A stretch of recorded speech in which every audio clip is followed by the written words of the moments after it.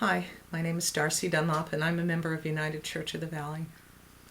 I'm not a pastor, but I share in the service once in a while to be able to deliver the message. So thank you for tuning in. Today I get to talk about the story of Lazarus. And a lot of my story today comes from the book Lazarus Come Forth by John Deere.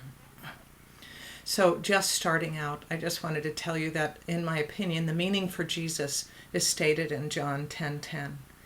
Jesus says, "I've come that they might have life and life to the full." Jesus' story is about a life of boundless compassion and universal love.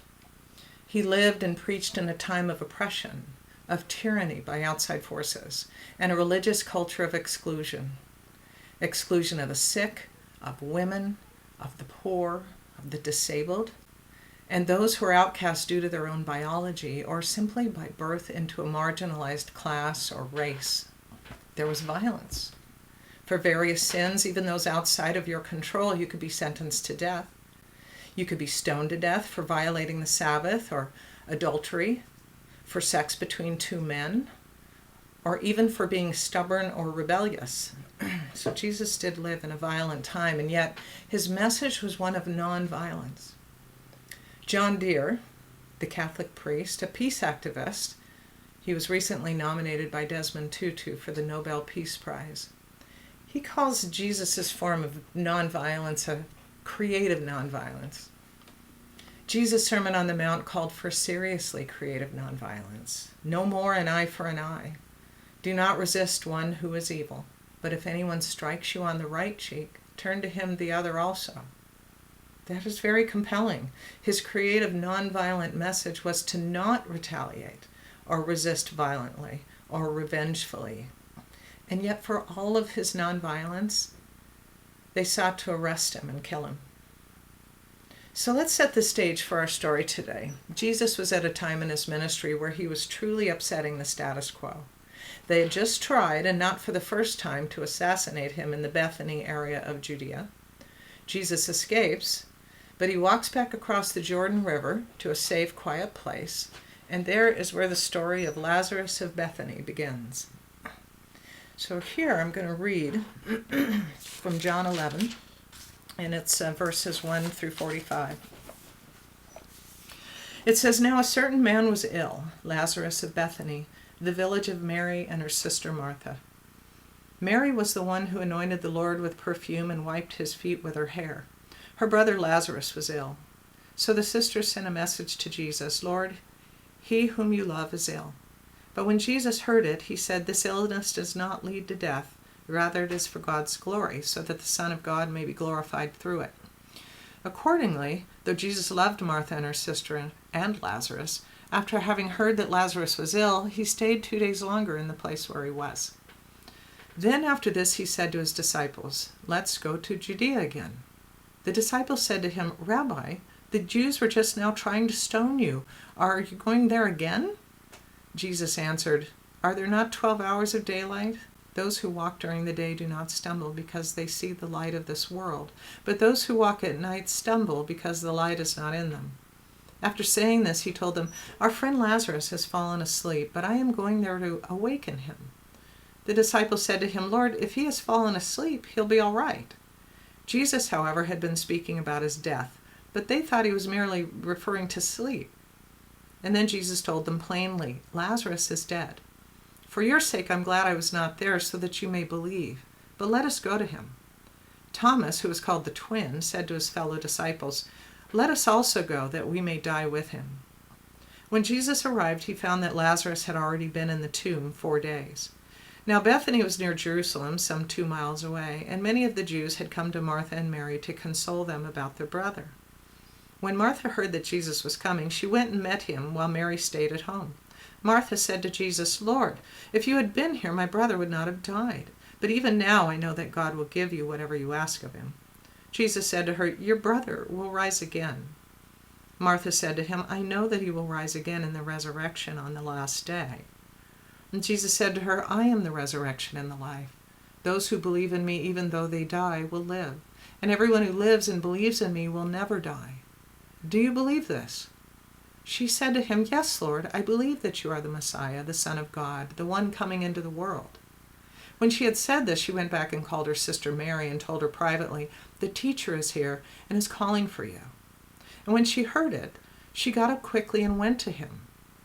Now Jesus had not yet come into the village, but was still at the place where Martha had met him. The Jews who were with her in the house consoling her saw Mary get up quickly and go out. They followed her because they thought that she was going to the tomb to weep there.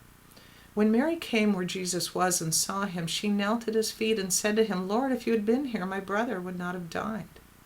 When Jesus saw her weeping, and the Jews who came with her also weeping, he was greatly disturbed in spirit and deeply moved. He said, "Where have you laid him?" They said to him, "Lord, come and see." And Jesus began to weep. And so the Jews said, "See how he loved him." But some of them said, "Could not he who opened the eyes of the blind man have kept this man from dying?" Then Jesus, again greatly disturbed, came to the tomb. It was a cave, and a stone was lying against it. And Jesus said, "Take away the stone."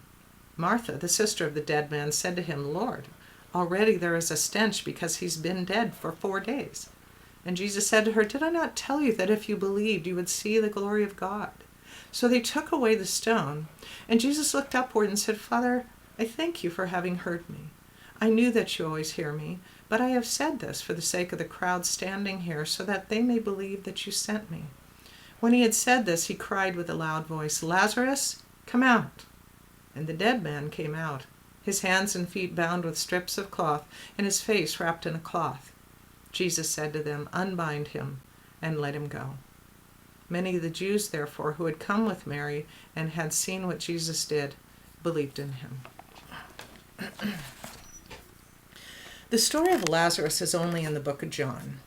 Until this point, we've actually never heard of Lazarus. However, his sisters, Mary and Martha, are mentioned in the book of Luke in the familiar story where Mary was listening at the feet of Jesus and Martha was complaining of getting no help in the kitchen. And just a side note, quoting from Lazarus Come Forth by John Deere, for 2 millennia, church people have explained this as a story about the tension between the active and contemplative lives. Baloney, says Sister Joan Chittister. It's a pure revolution. Women were not allowed to sit among men and forbidden to sit at the feet of a holy religious leader. Martha wasn't put out or inconvenienced. She was mortified. Her sister violated custom and tradition.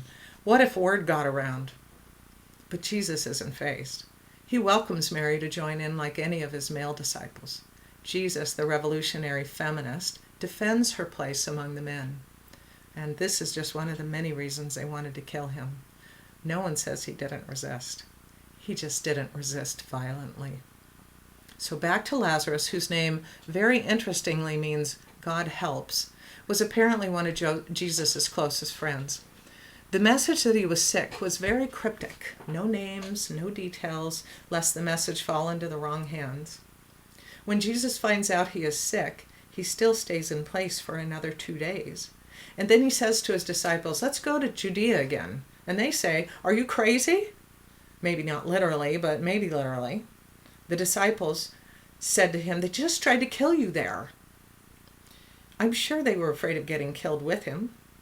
But Jesus, he doesn't let fear rule his life. He feels it, we presume, but he acts against it. So he goes on to tell the disciples that Lazarus has died, and he calls him our friend Lazarus. So apparently Lazarus was their friend too. Perhaps it was a place where they often stopped, because it wasn't far from Jerusalem.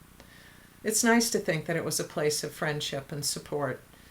Jesus talked a lot about friends and friendship. So with the disciples, the idea of walking into Bethany terrifies them. And even though Thomas nobly lifts his voice, "Let us go and die with him," John Deere believes that they may not have gone.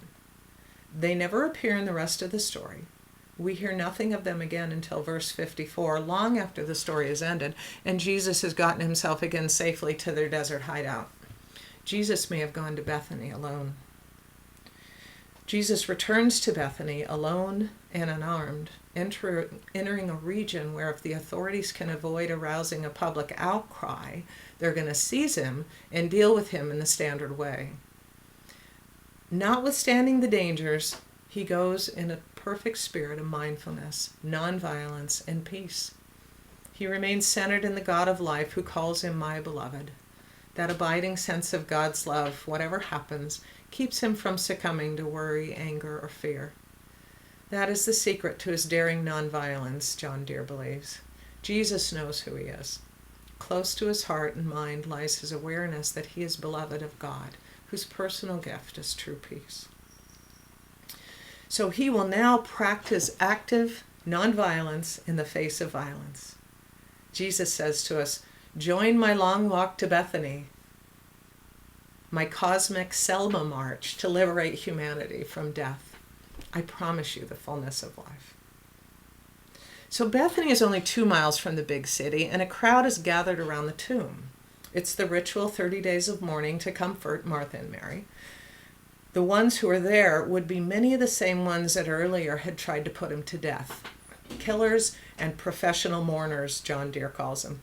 They are model citizens, abiders of the law, and inwardly bound by their own fears to crush all who threaten the empire. And when he gets there, Martha meets him first. "Lord, if you would have been here, my brother would not have died." She says hello to her friend by blaming him for her brother's death. Now, she quickly backtracks, and then she says, "Even now I know that whatever you ask of God, God will give you." Another mistake. Here she tells Jesus to pray, and then she tells him how to do it. John Deere says that all of us are prone to lash out at God for letting us down, and we're none too shy about telling God to do what we say. Our impulse, since the foundation of the world, has been the illusion that we can somehow control God to do our will. Now, to Martha, in Jesus' response, there's no hint of rebuke, chastisement, or ridicule. He listens with compassion, a precious blessing. And he tells her that Lazarus will rise. And Martha then says, "I know he will rise again in the resurrection on the last day." But Jesus knows something we do not. See, the last day has come and gone. And we are now in the first days of resurrection. We've already entered upon eternal life. It begins today, here and now. Hope is more immediate than you think. Today is the day after the last day. He speaks about the here and now, about living today as if death has no authority, as if you are already in the fullness of resurrected life. If you remember at Christmas time, we approached the story of the coming birth as Emmanuel, that God is with us, that Jesus is already here. And in the same way, resurrection, we learn to live in a life that has already been resurrected from death. So carrying on, now comes Mary. She says the same thing. Blame, hopelessness, and despair all over again. The scripture says here that Jesus was greatly disturbed in spirit and deeply moved. Then he says, "Where have you laid him?" And they said, "Come and see." And Jesus begins to weep. Some said, "Look how much he loved him." And others just said, "Why didn't he save him?" So why was Jesus weeping? Well, John Deere, he has several ideas. He weeps not because his friend is dead, but because all around him faith, hope, and love have died. He weeps not because he's powerless before death, but because we've rejected the power of life. He weeps not because his offer of life is impotent, but because we don't want it. We are used to war, violence, killing, and the possibility of nuclear destruction. We know well, we've grown used to it. We don't want any changes. At this, Jesus weeps. So here we are at the brink of tragedy in our story. And at this moment of total despair, Jesus takes action. Alone, unarmed, peaceable, loving, faithful, and hopeful, Jesus approached the tomb and gave what John Deere calls 3 new commandments. 1, take away the stone. 2, Lazarus, come forth. And 3, unbind him and let him go free. These commandments, if we obey them, have the power to disarm the world. The moment of resurrection has come. We could pause for a moment, discuss whether Jesus really raised Lazarus from the dead, but I think we'd be missing the point. Whether history or parable, this is a very powerful story. Theologian Monica Hellwig describes Lazarus as a symbol. The man Lazarus represents humanity. Humanity is sick, John is telling us artfully, John Deere. The human race is ill, dying, and helpless. When we hear that Lazarus has died, we know humanity is altogether dead. The human race is lifeless, lying inside a tomb, no longer breathing, a victim of its own culture of violence and death.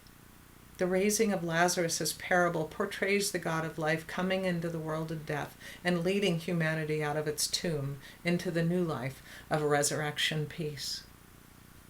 So this first commandment, take away the stone. God will not let us stay entombed.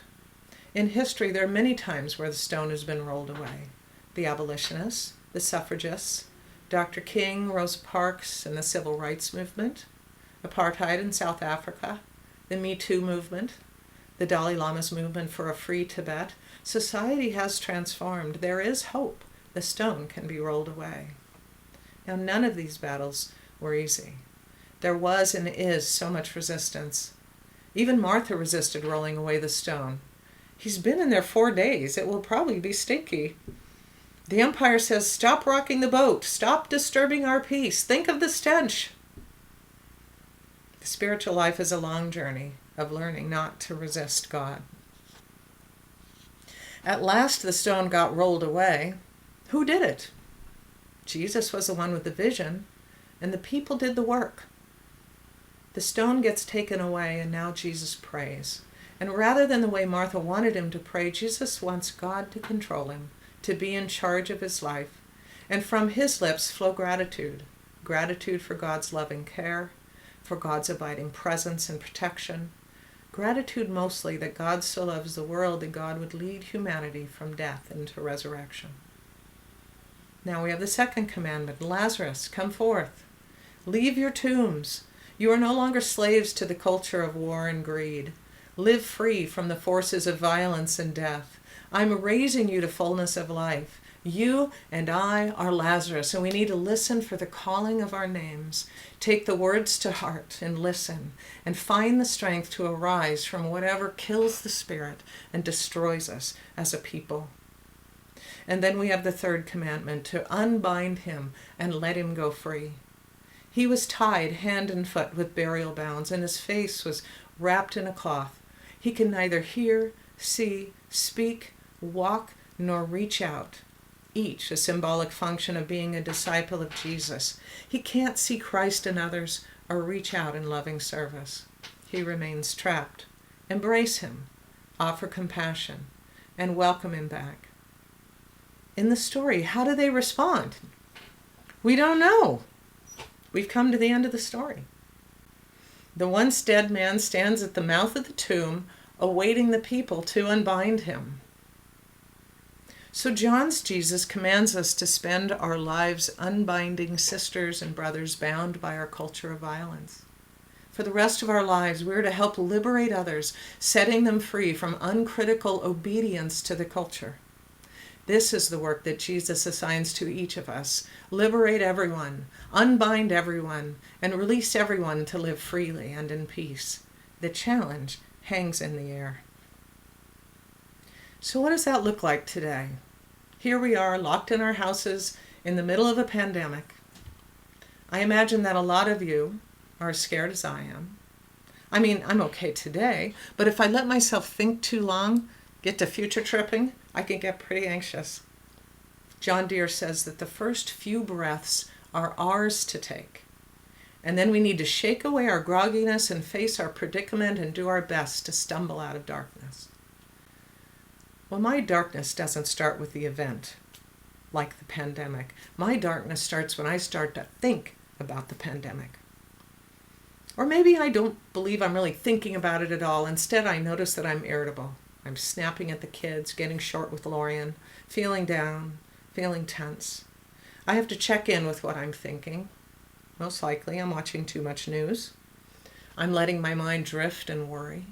I'm solving a problem that I don't yet have. I think of my friend Leah, who says the worst thing that happened to me never happened to me. So here are some ideas. We can make a decision to not listen or read the news after 6 p.m. You can also notice when we've drifted in thought and we're getting into worry. This is not the same as planning.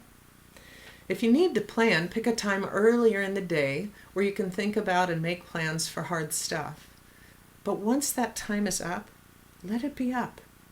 When the thoughts come again, just say, not now. That's for tomorrow at 4 p.m. or whenever you plan for it. It's important that the time is not when you lay down to sleep.